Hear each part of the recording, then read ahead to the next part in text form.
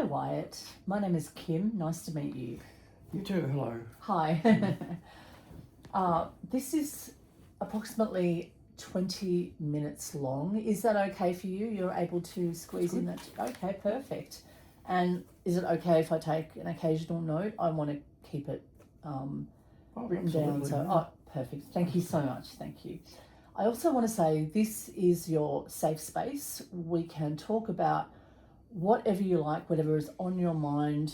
You are in control. You are the pilot of sessions. So anything that you would like to not talk about or talk about is entirely up to you. Okay. I have read your intake notes, and I commend you for coming here and taking the initiative to respond to something that you're not happy about, which is your anger that you find is a little bit out of character. So I commend you for, I think it's very courageous for you to be here today. Thank you. You're welcome. Okay, we can unpack this as slow or as fast as you like. What would you like to talk about today? Basically, I am finding myself rather angry and jealous at my girlfriend's constant contacting of her ex partner. I'm not always one quick to anger, but this seems to be bothering me quite a lot. I can tell. Would you like to give me some more information about what's going on? Is she seeing him? Or... yeah, it's just constant. A lot of phone calls and sometimes even going out. I'm not. It's not that I don't trust her, but I just don't like it. I think it makes it's just bringing another person into our relationship, which shouldn't be the case, in my opinion. Sure. That is not an unusual scenario, I don't think. So I don't think that you are, abnormal for being here or seeking counselling for such things, because it happens.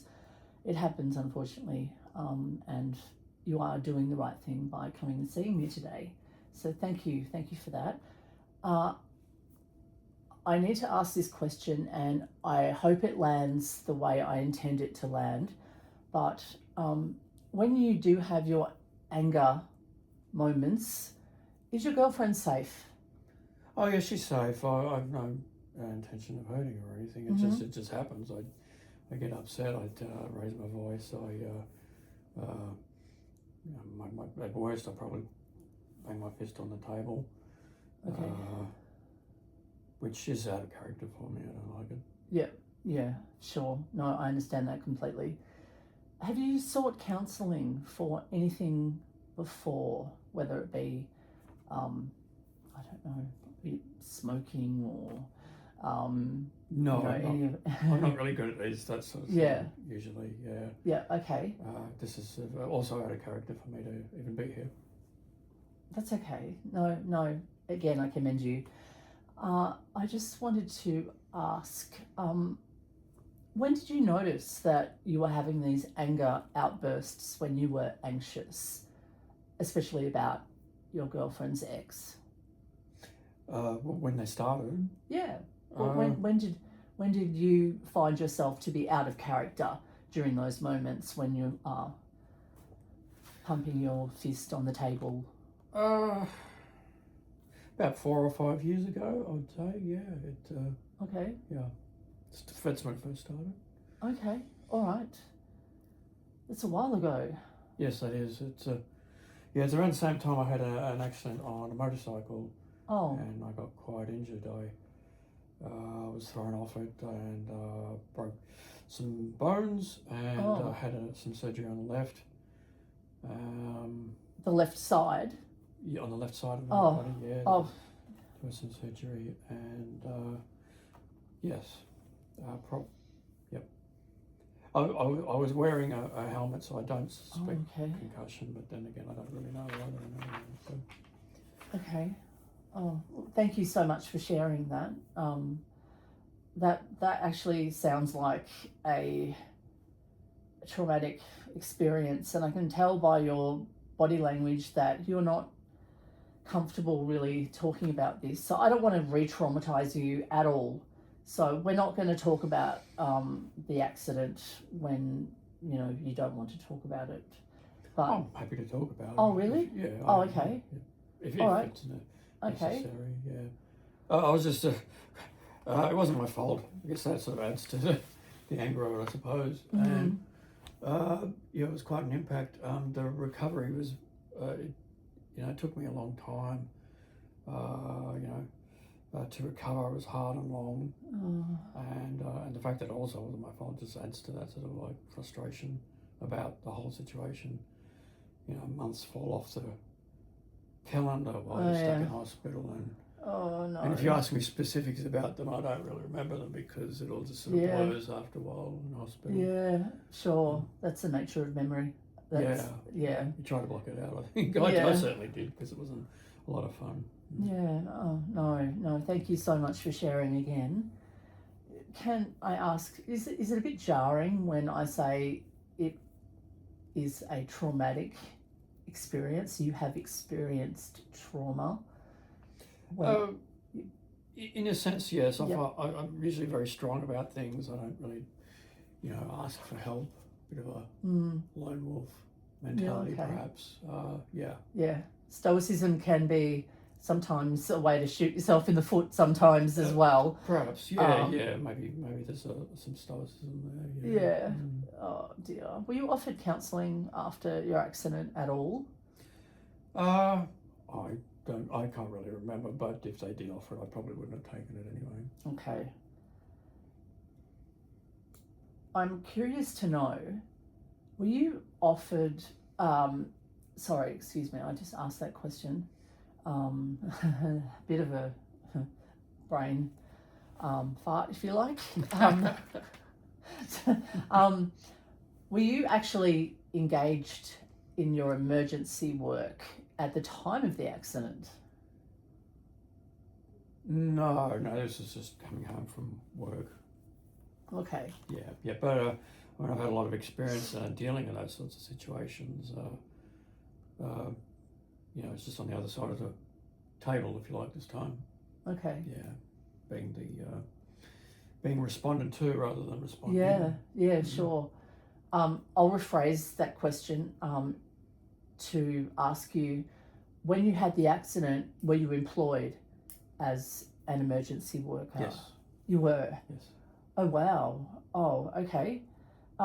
What aspects of your work do you think assisted you in getting over any limiting beliefs or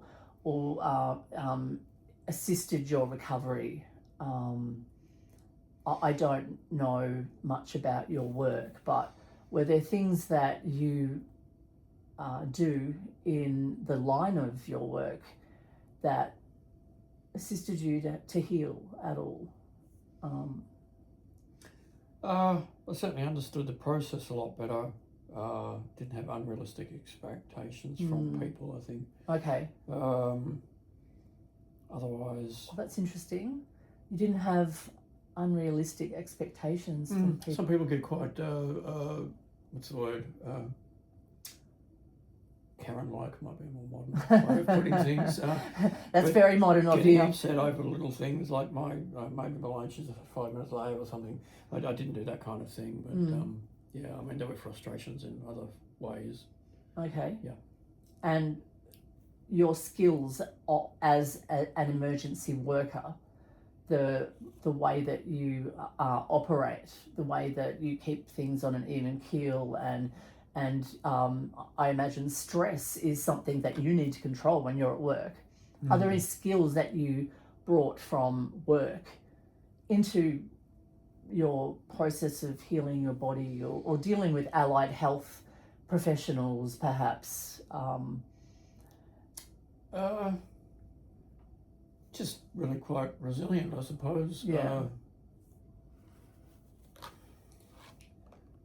It was just sort of difficult for me personally. I think the hardest I can remember was just being in a position where I felt, is is my healing, you know, how far am I going to heal? I was unaware, like, that, you know, for a while I could not, I found it very difficult to walk at all. And I was wondering, is it going to stay that way? And you know, things have improved, and I have improved a hell of a lot, but at the time it was quite stressful because I really wasn't sure how well I would heal. Absolutely. I Learning still to... have a limp, but you still have a limp? I still have a limp, yeah. Wow. But it's a small one, thankfully. Okay. But it could have been, at the time I had no idea. I thought it could have been, I might be pushing a frame around for the rest of my life. Yeah, that's was playing on my mind a bit at the time, as I recall. Did you have a support network around you to get you through that? Yes, I did have family and obviously my ex. My partner, not the ex-partner, but my partner, and so there was support, but again, I tend to lean more strongly on myself than expecting people to help me. Did you avoid contact at all with them?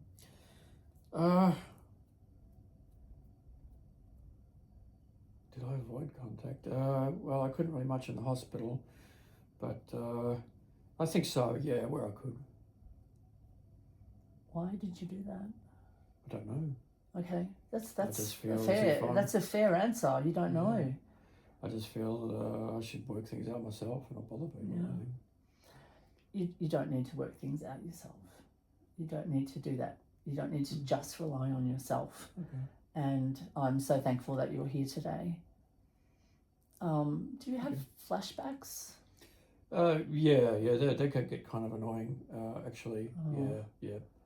I do have flashbacks on moments and so on, and they can be frustrating. Are they more frequent or less frequent as time has gone on? Sometimes more frequent, yeah. Oh, really? Okay, I'm so sorry to hear that. I just want to flag that emotional dysregulation, like what you spoke about, you know, like getting so angry, avoidant behaviours and flashbacks, they are all symptoms of trauma. So if you have any doubt that you did experience an actual traumatic event, I just have to say that your symptomology is there to say and suggest that you actually do have something and it may be unresolved still. Do you have any pain still as a result of the motor accident? Not really. No. No? No. Okay. That's okay. Because your body actually remembers trauma. I've got this amazing book. I speak about this as much as possible to anybody I can, but it's called The Body Keeps the Score. Okay. So this is just about the mind, the brain and the body and how they're also interlinked. And there is a particular chapter that I might actually photocopy for you. It's not a chapter, it's probably, there's about 4 or 5 pages that I could actually get the office to do that before you go, if you like. And it's just about dealing with hyperarousal and how, like, the somatic, the body, is so linked. The vagus nerve in particular, the brain and the spinal cord, it leads to all the organs, and it is something that I'd really like you to read. Sure. It also, it does go into breath work a little bit. Okay. And that is something that I would like to talk to you about in a little bit, but I just think that the reason you're here today is your relationship. Yeah. And I don't want to get off track by, you know, talking about something that, as I say, I don't want to re-traumatize you. But I just want to make you aware also that unresolved trauma is still there in your body, and we can work towards that. But before we get there, I'd like, sorry? That's good to know. Oh, perfect. Before we get there, though, I would just like to say that I would like to address your immediate concern, because I do believe that we can, if we do breath work, I know this sounds airy-fairy. I don't, have you heard about breath work? Not really, no. Okay. No one you know has talked about it at all, or? No, in the hospital they pretty much want to shunt you out as soon as they can. It's a busy place, I guess. Oh yeah, no, the hospital wouldn't probably. They looked after my physical side. I was pretty happy for that. Yeah. And I'm lucky to have recovered as well as I have. However, some stones may be left unturned. Absolutely. Yeah. Oh, well put. Yeah, some stones will be left unturned, but we can maybe position them in places that we can make a path to walk on, and get you over the other side of that post-traumatic place you're in right now. Well, breathwork is holistic, and what I do is trauma-informed counselling, and breathwork is part of it. If you choose for it to be part of it, everything is, as I said to you, you are in the driver's seat. If something doesn't work for you, we can swap it around. But my feeling is that we should at least explore breathwork, because there is firm science behind it. And it's evolved over thousands of years. Okay. So it's from India, from China. It's used in yoga a lot. I wasn't even aware of it. Okay, no, perfect. Well, what it does is it deactivates the sympathetic nervous system, and which is your fight and flight. You've heard about fight and flight? Vaguely, yes. Yeah, so that's like that feeling like, that you probably have when you're hearing your girlfriend talk to her ex on the phone. Yeah. And you just, you don't know whether to do this on the table or just go and, just leave it. Sure, okay. And so it deactivates the sympathetic nervous system. But what breathwork does is it reactivates the parasympathetic nervous system, and that is your rest and digest part. And that is actually known to calm yourself down, to calm the nervous system. So that's what I'm looking for, something like that. Yeah. So learning how to breathe when you feel that your sympathetic nervous system is getting to the point where you can't cope. You can, with breath work, swap your nerve system over. So I think that would be a fantastic idea. It reduces anxiety and stress, and also chronic pain. So if you do find that you do one day have problems with your left side again, or you get into I don't know if you still do any activities or so forth in sport, but it can actually also help you in the future. It's a tool. It's part of your toolkit that you can use in different parts of your life. So, neuroplasticity. Have you heard of that? Yeah. Is that the brain patterns or something? That's the brain being able to rearrange itself. Yes, I heard that. So the pathways and so forth. So we can actually work towards that. So it allows you to pause and respond in a way that you're more happy with. Okay. So just in summary, because I know time is running out, I need to just go over a few things that we've talked about, and see if we're on the same page, really. So as she turns the page. Okay. But thank you so much for trusting me with your story today. I think it was very courageous of you to come here and take responsibility for a behaviour that you would like to change. So that is very, very responsible of you, as I said. As I said to you before, your presenting issue of having a problem with your girlfriend is not unusual at all. I have had men in here before in the same, well, not exactly, obviously, your position. However, I do see people all the time. So don't think that you are unusual at all. Okay.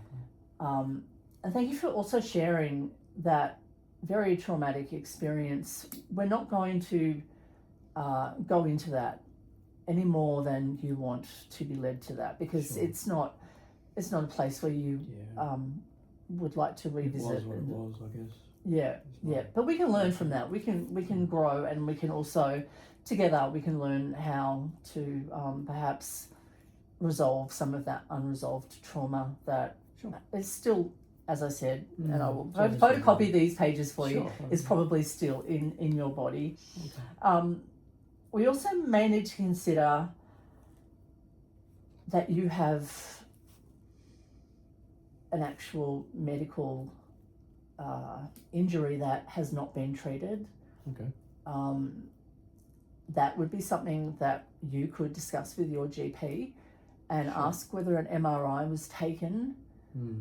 Because what I haven't really wanted to talk about today, but I would like to maybe next time we meet, is the possibility that you had a concussion or a brain injury during your motorcycle accident.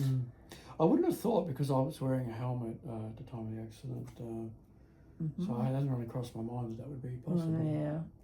Unfortunately, that is not always something that does guarantee your whole brain is protected, and that your head doesn't undergo an injury that you're not aware of. Yeah, I don't think I was too focused on my head at the time.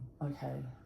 Yeah. We might want to check, or you check with your GP and see whether an MRI was done or anything like that. And my idea for our next session would be to begin with practicing some breathing, and to give you something that you can use when you do find that your sympathetic nervous system is getting to that point where you're a little bit,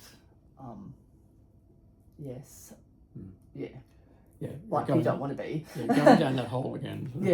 Absolutely. Yeah. It's been such a pleasure to meet with you today. I'm so sorry I have to cut this short right now, because I think we could do a much longer session and have a lot of profitable discussions. And wonderful. Thank you so much, Wyatt. You've been so courageous again. I have to flag that as being something that you should take with you and know and understand. Okay, thank you. Appreciate it. Wonderful. Thank you so much, Wyatt. I hope to see you again. You will. Cheers. Thank you. Bye. Bye. Oh my God, we went for 23 minutes. Ooh.